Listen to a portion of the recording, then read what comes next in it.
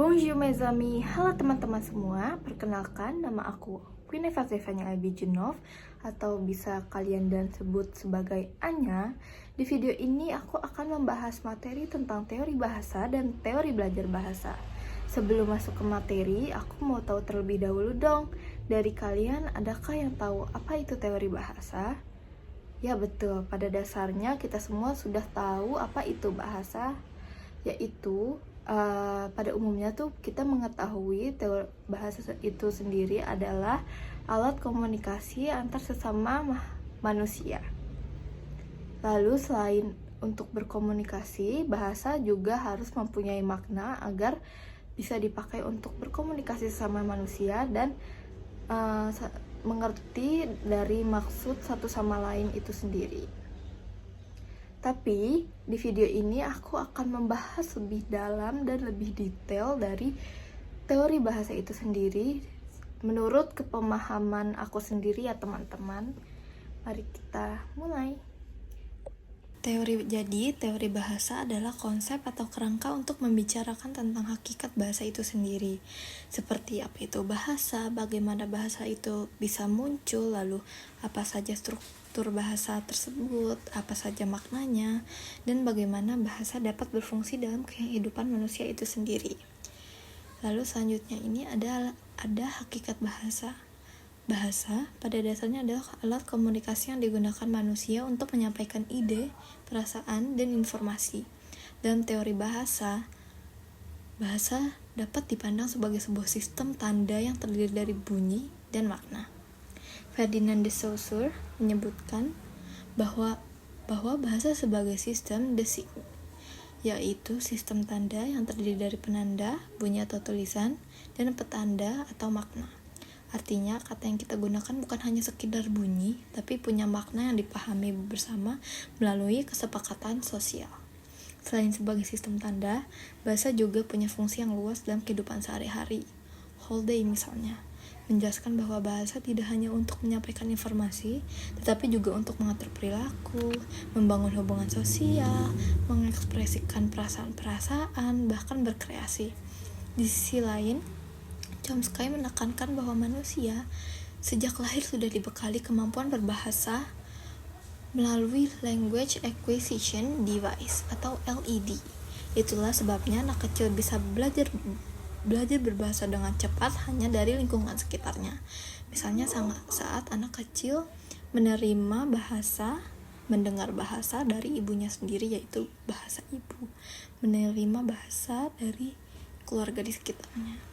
Dan dari berbagai pandangan itu dapat disimpulkan bahwa hakikat bahasa adalah sebuah sistem simbol yang sifatnya arbitrer, berdasarkan kesepakatan, produktif, bisa menciptakan kalimat-kalimat yang baru, dinamis, dapat selalu berkembang, dan multifungsi, bukan hanya untuk berkomunikasi, tapi juga sebagai alat berpikir dan bagian dari identitas sosial budaya itu sendiri. Jadi, bahasa tidak bisa dipandang hanya dari sisi strukturnya, tapi juga dari fungsi sosial dan perannya dalam kehidupan manusia. Lalu berikutnya ada struktur bahasa. Struktur bahasa dalam teori bahasa dipahami sebagai susunan atau sistem yang membentuk bahasa sehingga bisa digunakan untuk berkomunikasi. Bahasa bukan sekadar kumpulan kata-kata yang acak, melainkan tersusun dari lapisan-lapisan yang saling berkaitan.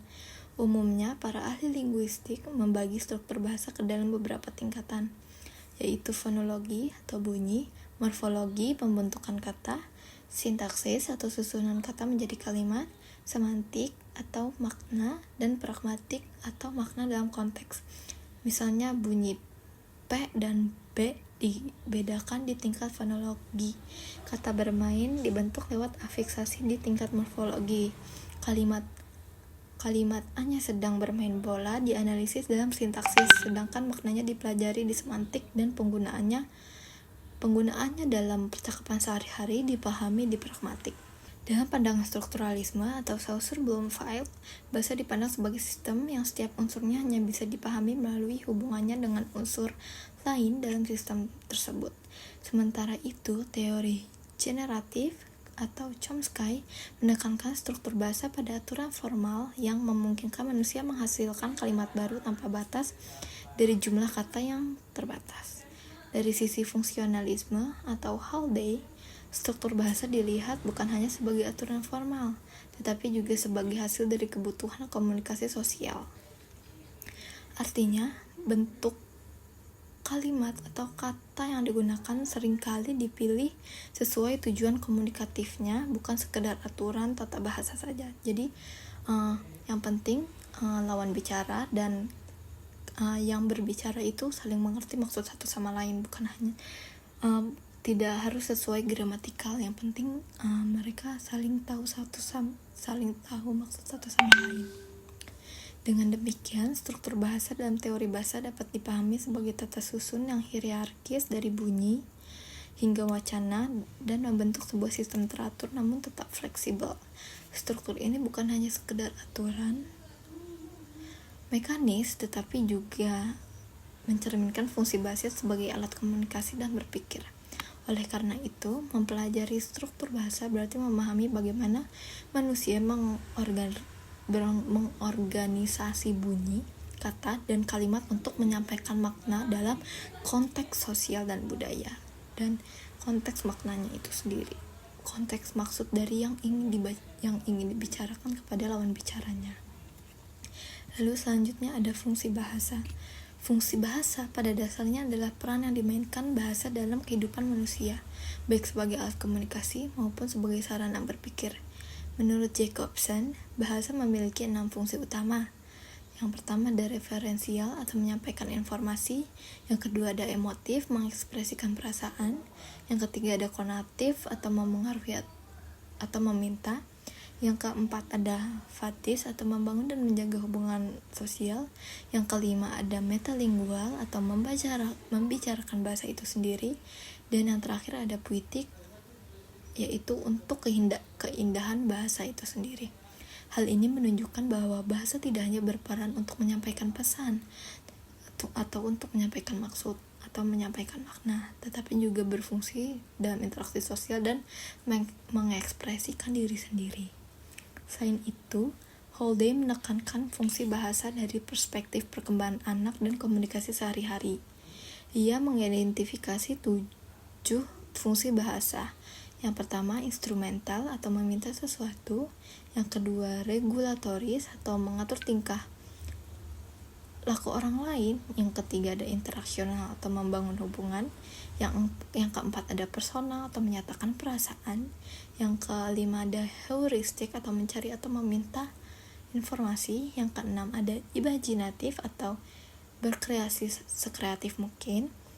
Lalu yang terakhir ada representasional atau menyampaikan fakta. Pandangan ini menegaskan bahwa bahasa digunakan sesuai kebutuhan sosial dan tujuan komunikatif pengguna. Dengan demikian, fungsi bahasa dalam teori bahasa dapat disimpulkan sebagai multidimensi. Bahasa bukan hanya alat penyampai informasi, tetapi juga media ekspresi, kontrol sosial, pencarian pengetahuan, hingga karya seni. Bahasa berfungsi tidak hanya secara individual untuk berpikir dan mengekspresikan diri, tetapi juga secara sosial sebagai pengikat budaya, identitas, dan interaksi manusia. Dalam teori bahasa sendiri, terdapat beberapa aliran besar yang memandang hakikat bahasa dari sudut pandang yang berbeda. Strukturalisme yang dipelopori oleh Ferdinand de Saussure dan dikembangkan oleh Leonard Bloomfield melihat bahasa sebagai sistem tanda yang tersusun secara hierarkis. Aliran ini menekankan analisis terhadap unsur-unsur bahasa seperti fonem, morfem, hingga sintaksis dengan fokus pada bentuk dan hubungan antar unsur, bukan makna atau fungsi sosial. Berbeda dengan itu, generativisme yang dipelopori Noam Chomsky menekankan bahwa manusia memiliki kemampuan bawaan, language acquisition device, yang memungkinkan kita menghasilkan kalimat tak terbatas dengan aturan yang terbatas. Pandangan ini menekankan aspek kognitif dan universalitas struktur dari bahasa. Di sisi lain, fungsionalisme yang dikembangkan oleh Haldane melalui systemic functional linguistics memandang bahasa dari segi penggunaannya dalam komunikasi sosial. Menurut aliran ini, struktur bahasa dipengaruhi oleh tujuan komunikatif sehingga pemakaian bahasa selalu berkaitan dengan fungsi sosial. Ada juga linguistik kognitif yang melihat bahasa sebagai bagian dari kognisi manusia dan berkaitan erat dengan pengalaman, konsep, serta cara berpikir setiap individunya. Selain itu, sosiolinguistik dan pragmatik memandang bahasa dalam konteks sosial, menekankan pada variasi bahasa, tindak tutur, serta kesesuaian bahasa dalam situasi tertentu. Dari berbagai aliran tersebut, dapat disimpulkan bahwa teori bahasa memiliki spektrum pandangan yang luas. Ada yang menekankan bahasa sebagai sistem formal, ada yang menekankan fungsi sosial dan konteks, serta ada yang menekankan hubungan bahasa dengan pikiran manusia. Masing-masing aliran memberi kontribusi berbeda dalam memahami hakikat bahasa. Lalu selanjutnya ada teori belajar bahasa. Teori belajar bahasa adalah konsep atau pendekatan tentang bagaimana manusia, individu itu sendiri memperoleh bahasa, mempelajari bahasa maupun itu bahasa pertama atau bahasa kedua, bagaimana mereka memperoleh bahasa itu. Seperti misalnya bagaimana alur dan konsep saat manusia mempelajari bahasa Inggris untuk pertama kalinya dengan alur yang terencana, terstruktur, dan teratur. Misalnya dilakukan di lembaga formal seperti lembaga pendidikan, sekolah, les yang biasanya mempunyai kurikulum itu sendiri. Seperti itu. Lalu di dalam teori belajar bahasa itu sendiri ada yang namanya teori behaviorisme. Salah satu teori awal dalam pembelajaran bahasa yang berkembang pada abad ke-20 dan dipengaruhi oleh tokoh psikologi. Dalam pandangan ini, belajar bahasa dianggap sama dengan membentuk kebiasaan melalui proses stimulus, respons, dan penguatan. Artinya, ketika seseorang mendengar atau menerima rangsangan bahasa, ia akan merespons dengan menirukan terlebih dahulu, lalu respons tersebut akan diperkuat jika dianggap benar. Proses pengulangan dan penguatan inilah yang membuat bahasa menjadi kebiasaan. Dengan kata lain, pemerolehan bahasa bukanlah proses internal yang kompleks, tetapi hasil dari peniruan dan latihan yang rutin yang dilakukan secara terus-menerus. Dalam konteks belajar bahasa, teori ini melahirkan metode pengajaran yang dikenal sebagai Audiolingual Method atau ALM. Metode ini menekankan latihan pola pattern drills, pengulangan repetition, serta hafalan dialog. Misalnya siswa diminta berulang kali mengulang kalimat sederhana seperti ini adalah buku, atau seperti Bonjour, comment ça va, hingga otomatis guru berperan sebagai pengendali penuh, memberikan stimulus berupa contoh kalimat, lalu memperkuat respons siswa dengan koreksi atau pujian. Dengan demikian, siswa belajar bahasa seperti membentuk kebiasaan motorik. Namun, teori behaviorisme mendapat kritik dari tokoh seperti Noam Chomsky yang menilai bahwa teori ini gagal menjelaskan kreativitas bahasa manusia. Anak-anak tidak hanya meniru, tetapi juga mampu menghasilkan kalimat baru yang belum pernah diucapkan dan mereka dengar sebelumnya. Bahkan melakukan kesalahan kreatif seperti misalnya bonjour menjadi bonjour, misalnya croissant menjadi croissant untuk bentuk lampau, kayak gitu. Meskipun begitu, teori behaviorisme tetap berpengaruh dalam pengajaran bahasa, khususnya dalam teknik latihan, drilling, dan pembentukan kebiasaan berbahasa, yang sampai sekarang masih digunakan dalam beberapa metode pengajaran bahasa asing. Lalu selanjutnya ada teori nativisme. Teori nativisme dipelopori oleh Noam Chomsky sebagai kritik terhadap behaviorisme. Menurut pandangan ini, kemampuan berbahasa bukan hasil dari peniruan semata, melainkan sudah merupakan kemampuan bawaan atau innate ability yang dimiliki setiap manusia sejak lahir. Chomsky mengemukakan konsep language acquisition device atau LED, yaitu perangkat mental khusus dalam otak yang memungkinkan anak secara alami dapat memahami dan menguasai struktur bahasa.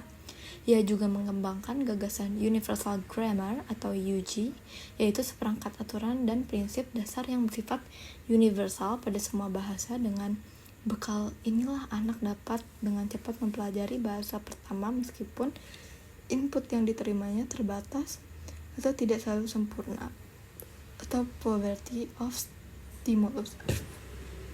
Contoh yang sering digunakan untuk mendukung teori ini adalah fenomena kesalahan kreatif pada anak, seperti mengatakan pada zaman dahulu anak-anak bakal menyebutnya seperti dulu, seperti itu. Kesalahan ini menunjukkan bahwa anak bukan sekedar meniru ucapan orang dewasa, tetapi mereka membentuk aturan sendiri berdasarkan pola yang mereka tangkap dari bahasa itu.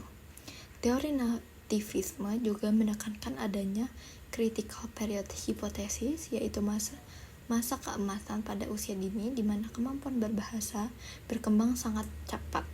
Setelah melewati masa ini, pemerolehan bahasa, khususnya bahasa kedua, akan lebih sulit dicapai dengan tingkat kefasihan yang sama seperti penutur aslinya.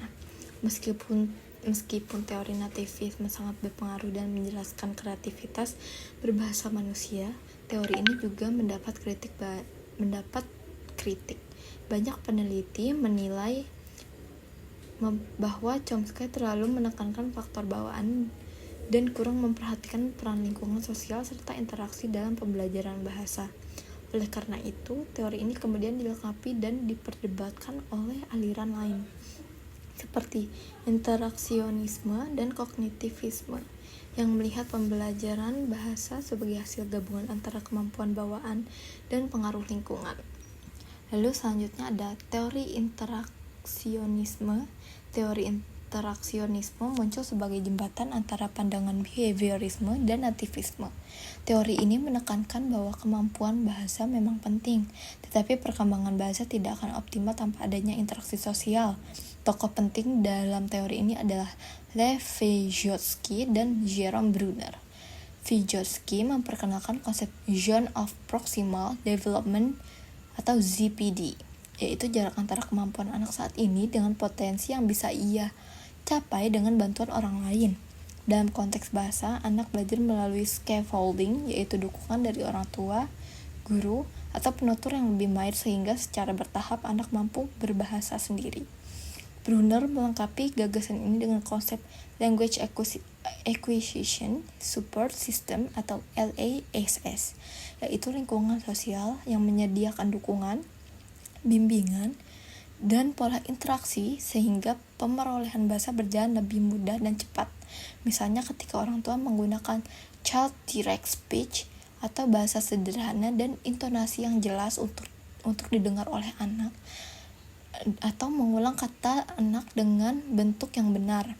Misalnya kayak anak kan suka bilang kayak aku mau enum, tapi orang tua membenarkan kata itu dengan aku mau minum gitu.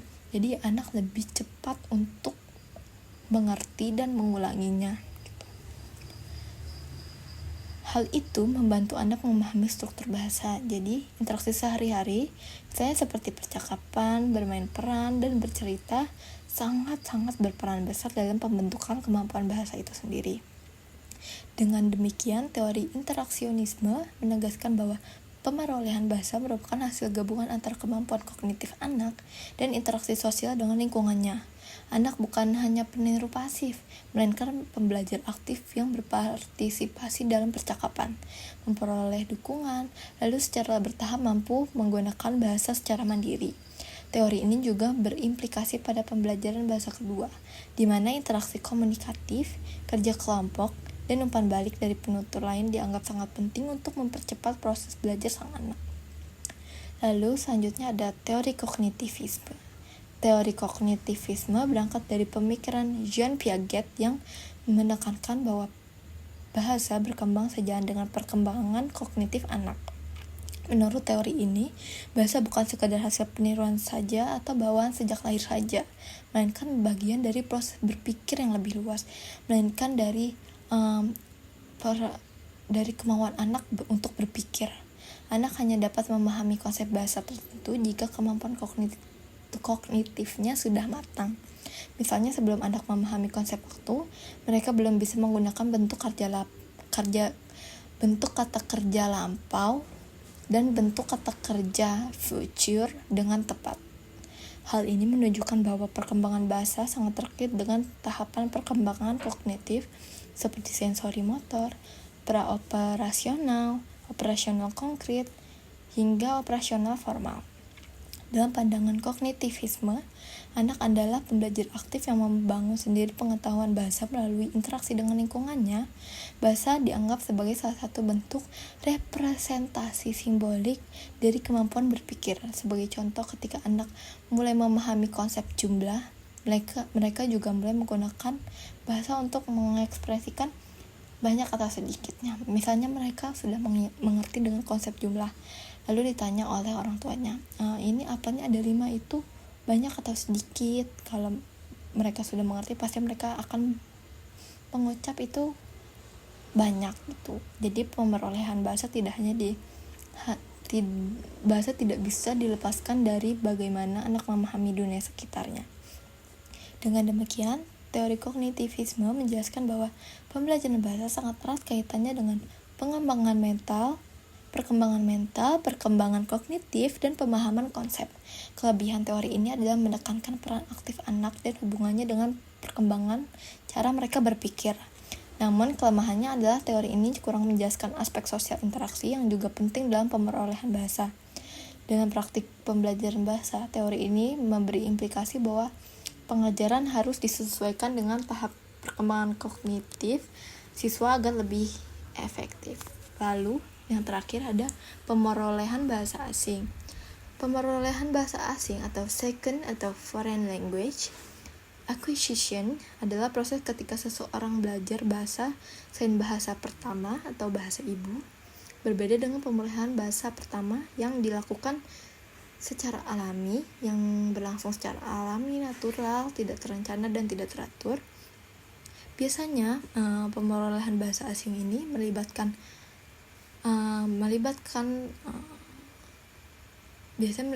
proses yang sudah terencana, teratur, terstruktur, dan ada tujuan yang ingin dicapai seperti itu.